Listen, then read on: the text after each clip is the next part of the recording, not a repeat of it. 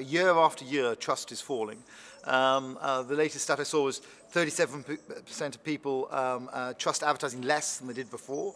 But you can see it year after year, it's coming down. Now, the good news is I don't think we're past the tipping point. But we do need to take action. And some of the basic things about trust is that a brand without trust is just a product, and advertising without trust is just noise.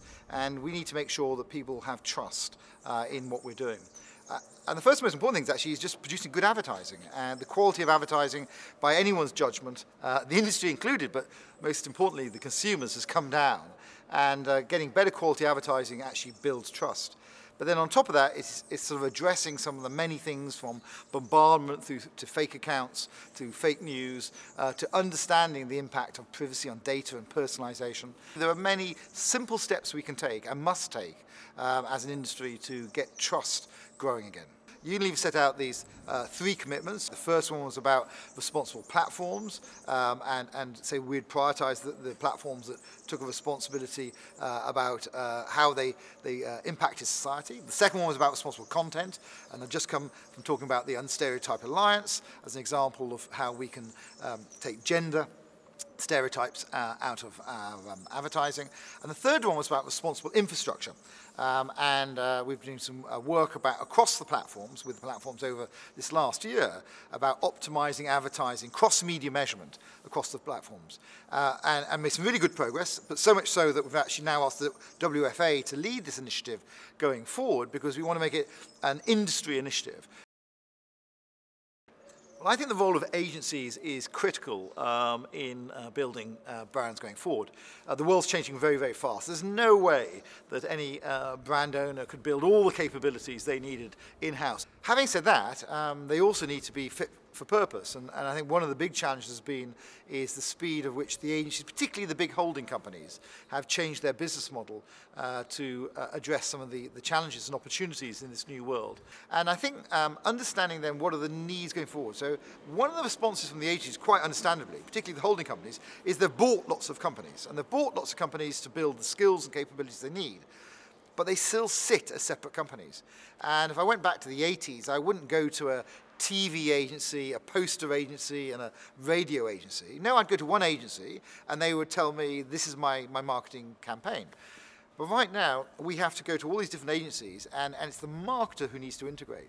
And we get this terrible problem where a mobile agency was saying, to be great on mobile, 110% great on mobile, you need to do this, or to be 100% great on social, you need to do this.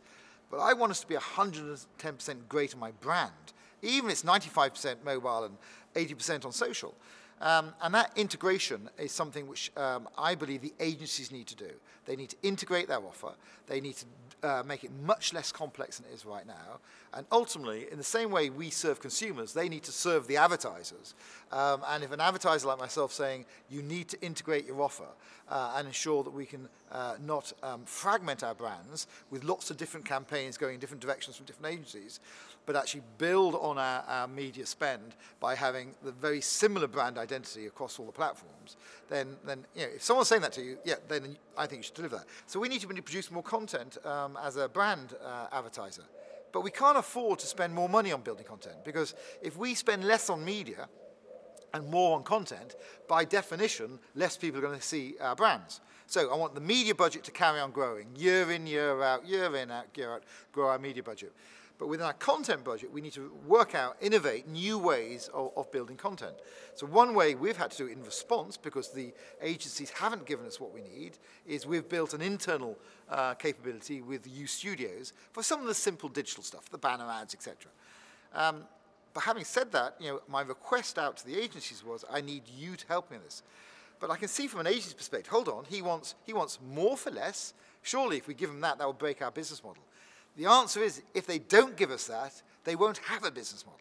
And I think understanding some of those big changes, integration, cost of content development, are some of the exciting things going forward. And by the way, there's lots out there right now showing the way. The great thing about the internet is all the startups are out there. So, the big challenge around content, as I was saying, is about quality content, and I want it quickly, and I want it cheaply, and you can pick 2 of the 3. No, you can pick 3 of the 3. There's a startup with a company like Tribe, who uses user-generated content, and what can they do? They can have a very easy approach of where, for a very small price, you can get great content.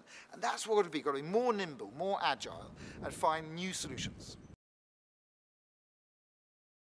Our sustainable living brands grow 46% faster than the rest of our portfolio and deliver 70% of our growth. And wow, with a sort of statistics like that, why aren't all our brands sustainable living brands? So the first thing, it's hard to do. It's hard to get a purpose which really unlocks the brand. So I'm not talking about CSR, corporate social responsibility. In fact, one of the first things I did back in 2010 is I closed our corporate social responsibility department, because I don't want sort of people in the corner over there doing good stuff, so the marketers can sort of run wild and sell more stuff over there. No, it's got to be mainstream. It's got to be everyone's day job to build a sustainable business.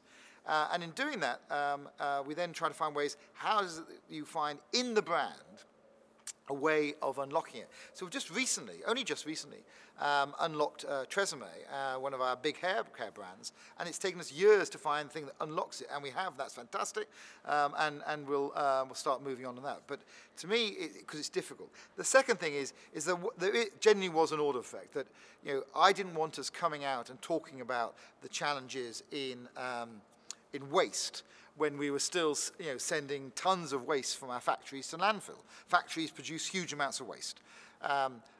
2 years ago, we got to a situation where we said we're sending 0 waste to landfill in our factories. So we started that journey in removing waste, and surprise, surprise, we also save over 30 million euros a year because you have to pay to send waste. So if you can actually address these problems like waste, the planet benefits, but the P&L benefits as well. So we wanted to make sure we got some of these basics done first, so we could talk about our reduction in water or electricity or whatever.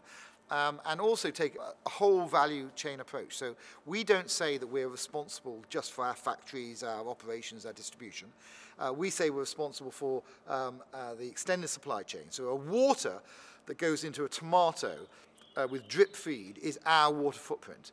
The greenhouse gases used when you heat the water in your washing machine to clean your clothes with one of our great fabric detergents or washing powders is our greenhouse gas footprint. It's a little bit, I suppose, like the car industry taking accountability for the oil industry. And so we're saying, yes, we are interested in how things are farmed, and we do source now all our tea bags with sustainable tea. We're the largest tea company in the world. That took years to sort out.